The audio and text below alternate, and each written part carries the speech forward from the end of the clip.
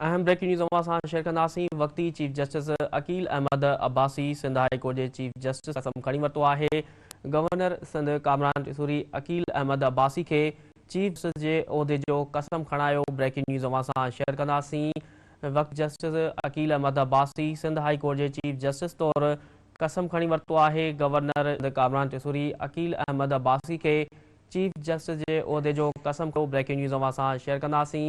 वक्ती chief justice Aqeel Ahmed Abbasi Sindh high court जे chief justice तौर कसम खणी वरितो आहे। गवर्नर सिंध कामरान टिसूरी अकील अहमद अब्बासी के चीफ जस्टिस जे उहिदे जो कसम खणायो। ब्रेकिंग न्यूज़ अवां सां शेयर करे रहिया आहियूं। वक्ती chief justice Aqeel Ahmed Abbasi Sindh high court जे चीफ जस्टिस तौर कसम खणी वरितो आहे। गवर्नर सिंध कामरान टिसूरी अकील अहमद अब्बासी के चीफ जस्टिस जे उहिदे जो कसम खणायो।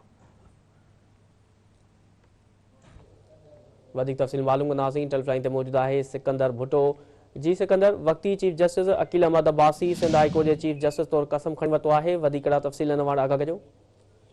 आज कयो मां जेको आहे त सिंध हाई कोर्ट जे chief justice justice Aqeel Abbasi जी हलफ बरदारी जी तकरीब थी गुज़री आहे।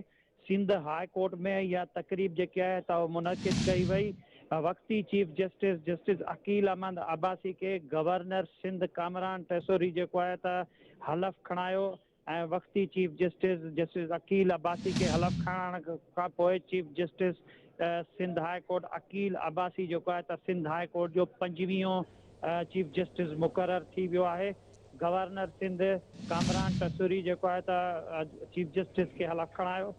तकरीब में निगरान वॾो वज़ीर जस्टिस मक़बूल बाकर जेको आहे त उहो बि शरीक थियो, जॾहिं त चीफ सेक्रेटरी सिंध फ़खुर आलम, कानून वारो वज़ीर उमर सुमरो, घरू secretary Iqbal Memon, IG Sindh Riffat Mukhtiar, additional IG Karachi Khadim Rind ऐं सिंध हाई कोर्ट जा जेके जजिस आहिनि, जंहिंमें सीनियर जज नदीम अख्तर, शफ़ी सिद्दीकी, नेमतुल्ला पुल पोट्रो, सलाउद्दीन पंवर ऐं ॿिया जेके जज आहिनि उहे बि तकरीब में शरीक थिया। तकरीब में advocate general Sindh Hasan Akbar, prosecutor general Faiz Shah, Sindh high court bar जो सदर, जॾहिं त मलीर बार कराची बार जा सदर, सिंध बार कौंसल जो वाइस चेयरमैन ऐं ॿिया सीनियर वकील जेके आहिनि त वॾी तादाद में तकरीब में उन्हनि शिरकत कई।